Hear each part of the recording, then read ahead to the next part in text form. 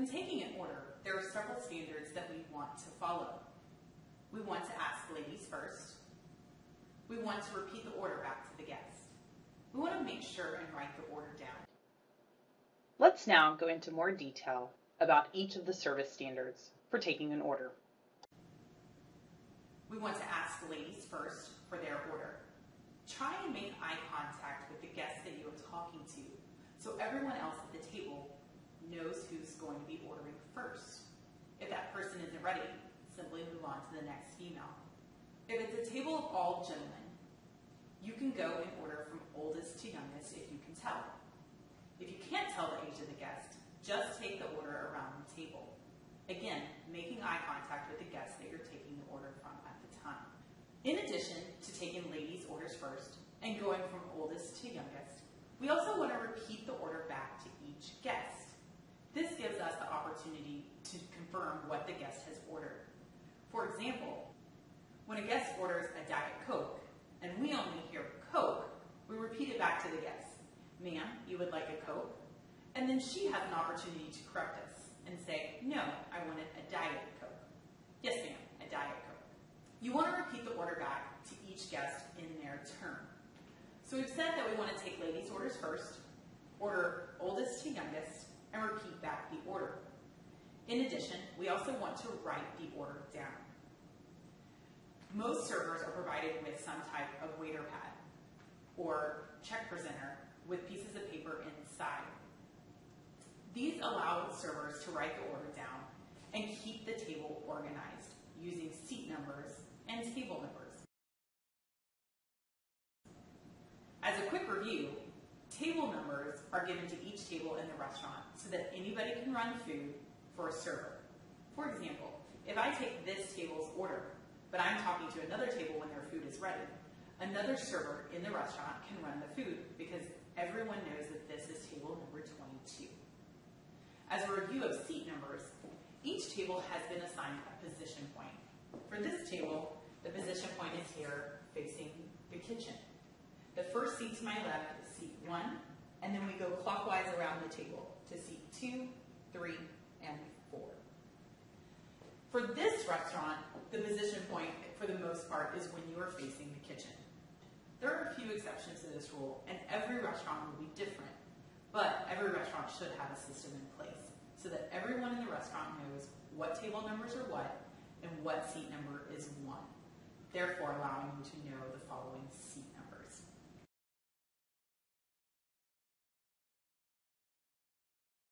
This here is an example of a waiter pad. At most restaurants, the servers might just be given blank pieces of paper and allowed to organize the table as they see fit.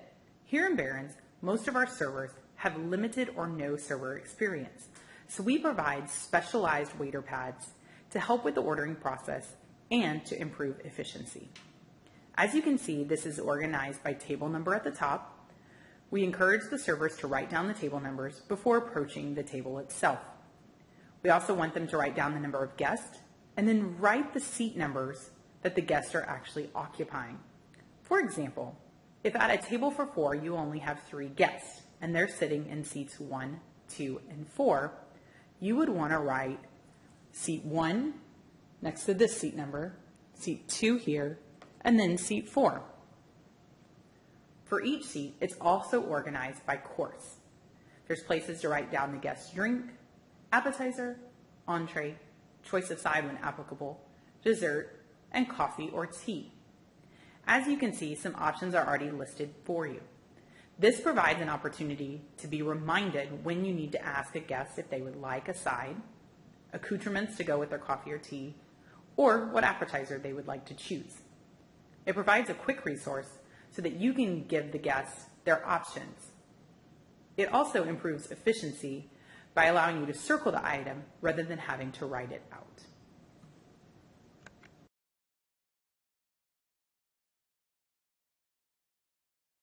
When you approach a table to greet them and take their beverage order, you want to go ahead and pre-organize. You want to write on your waiter tablet the table number and the seat numbers. Typically, we like to circle the seat numbers where a lady is sitting. If your table is all ladies, there's no need to do this. You only want to circle or square ladies and gentlemen if they're in mixed company. Let's say, for example, we had 2 ladies and 2 gentlemen sitting at this table. We'll put the lady in seat 1 and another lady in seat 3, and then the gentleman in seats 2 and 4. When I approach the table, I do not have to stand at the position point. I can stand wherever it makes the guests most comfortable. If there were only 2 guests at the table, let's say, for example, sitting in seats 1 and 4, I would want to approach over here, where I could easily make eye contact with them without them straining their necks. With a table full of 4 guests at a 4-seat table, it doesn't really matter where you approach as long as you aren't making the guests uncomfortable. Therefore, approach the least crowded space. When I approach the table, I'll give my greeting and then proceed to try and take a beverage order.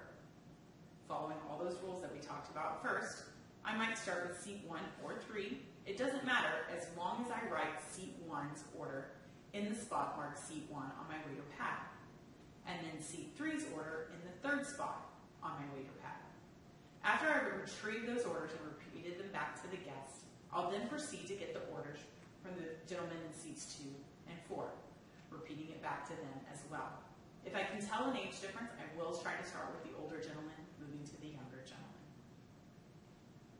Once the orders have been repeated back and written down, I'll then proceed to go and get the beverage order together to bring back out to the guest. We want to do this within 4 minutes of taking the order.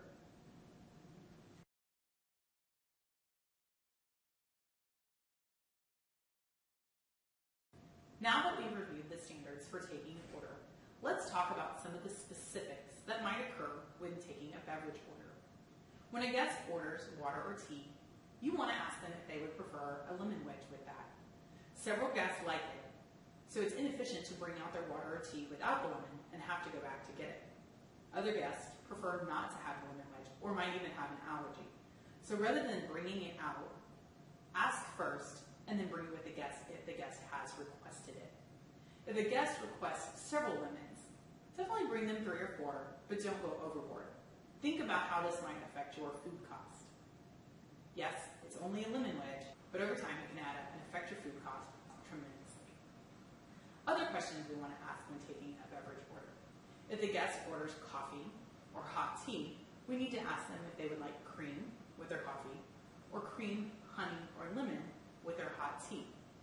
Also, if they order hot tea or iced tea, we need to specify what type. For hot tea, we have black tea and green tea. For iced tea, we have unsweet and sweet tea. Several of the guests that have dined in Barron's before know that we carry a special type of unsweet tea. Our unsweet tea is blackberry sage.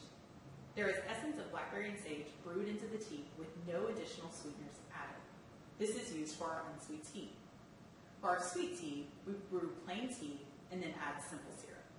If a guest orders iced tea, we want to ask them if they would prefer unsweet or sweet. If a guest asks us if we have the blackberry sage, we want to reassure them that we do and that there's no additional sweetener added. Let's review. To take an order at a table in an efficient manner and keep the table organized, there are several things that we want to do. We want to take the orders from ladies first. Usually, on our waiter pad or piece of paper, we want to notate where the ladies are sitting at the table. A circle is a great way to do this. Simply circle the seat numbers where ladies are sitting. We want to repeat the order back to the guests in their turn, rather than waiting to the end and repeating back the order to the entire table. We also want to write the order down. Sometimes we can get very busy and easily forget what a guest has ordered. This prevents us from being embarrassed and having to go back to the table to ask them what their order was. Don't forget to make eye contact and smile. Read your guest. Be comfortable with them. We always want to be professional, so we don't ever want to sit down at the table or squat down by a guest, but we want to be able to interact with them in a way that both of us feel comfortable. For beverage orders, we want to remember to ask those important follow-up questions. What type of tea would you like? Unsweet or sweet? For hot tea, would you like black tea or green tea? For our hot beverages, we want to ask if the guest would like cream, honey, or lemon. And And for our iced beverages, we also want to ask guests if they would like a lemon with our water or iced tea. Remember, the guests will have as much fun as you do. Smile, make eye contact, and be energetic. If you're having a good time, so will they. Thank you for joining me for this segment on how to take an order.